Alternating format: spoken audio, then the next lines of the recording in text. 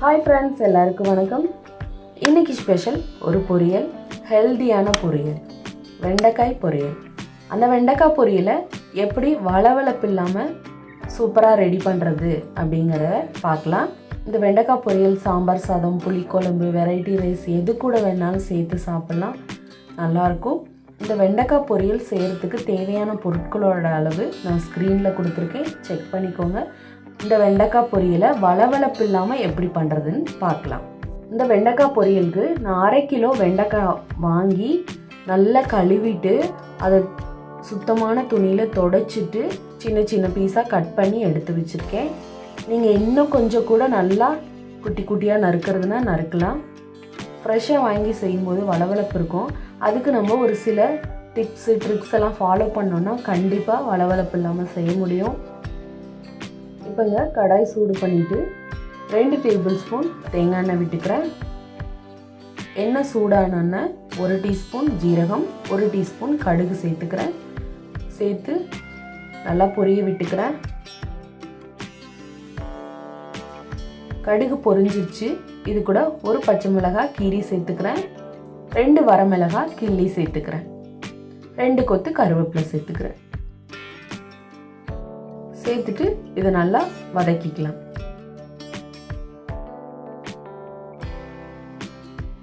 இப்போது கருவேப்பிலை பொரிஞ்சிச்சு. இது கூட 10 பல் பூண்டு நறுக்கி சேர்த்துக்கிறேன். ஒரு மீடியம் சைஸ் வெங்காயம் இலையாக வெட்டி சேர்த்துக்கிறேன். இதுக்கு தேவையான உப்பும் இதிலேயே சேர்த்துக்கிறேன். சேர்த்துட்டு வெங்காயம் சாஃப்ட் ஆகிற அளவுக்கு வதக்கிக்கலாம்.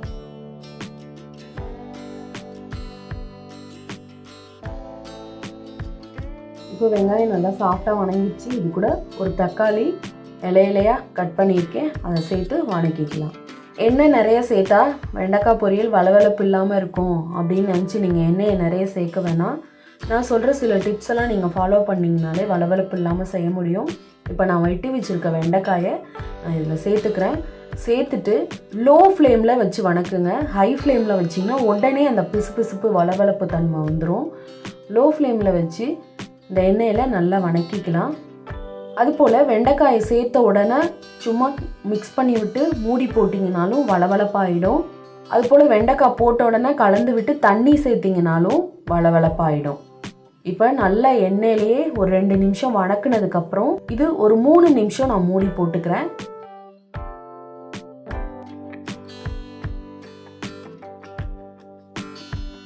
இது நல்லா பிஞ்சு வெண்டைக்காய்னால இப்பயே அளவுக்கு மேலே வெந்துருச்சு பாருங்கள், வளவளப்பே இல்லை. இந்த வெண்டைக்காய் பொரியலுக்கு தேவையான மசாலா சேர்த்துக்கலாம். கொஞ்சம் பெருங்காயத்தூள், 1/4 டீஸ்பூன் மஞ்சள் தூள், 1 டீஸ்பூன் மிளகாய்த்தூள், 1 டீஸ்பூன் குழம்பு பொடி, 1 டீஸ்பூன் தனியாத்தூள்.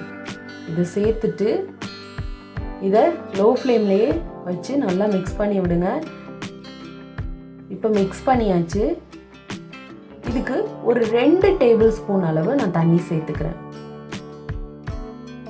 2 நிமிஷம் நான் இதை மூடி போட்டுக்கிறேன். இப்போ 2 நிமிஷம் ஆயிடுச்சு. ஓப்பன் பண்ணி பார்க்கலாம். பாருங்கள், நல்லா மசாலா வெண்டைக்காய் கூட ஒட்டி வந்திருக்கு.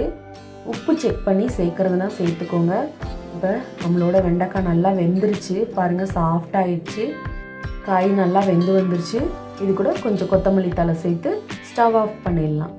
நான் சொன்ன இந்த டிப்ஸ் எல்லாம் ஃபாலோ பண்ணிங்கன்னா வளவளப்பு இல்லாமல் வெண்டைக்காயை பொரித்து எல்லாரையும் அசத்த முடியும். வெண்டைக்காய் பொரியல் உங்களுக்கு பிடிச்சிருந்ததுன்னா லைக் பண்ணுங்கள், ஷேர் பண்ணுங்கள், கமெண்ட் பண்ணுங்கள். நாளைக்கு இன்னொரு இன்ட்ரெஸ்டிங்கான ரெசிபியோட நான் உங்களை மறுபடியும் மீட் பண்ணுறேன். உங்களுக்கு பிடிச்ச ரெசிபி ஏதாவது செய்யணுன்னா கமெண்ட் செக்ஷனில் சொல்லுங்கள். தேங்க்யூ ஃப்ரெண்ட்ஸ், பாய்.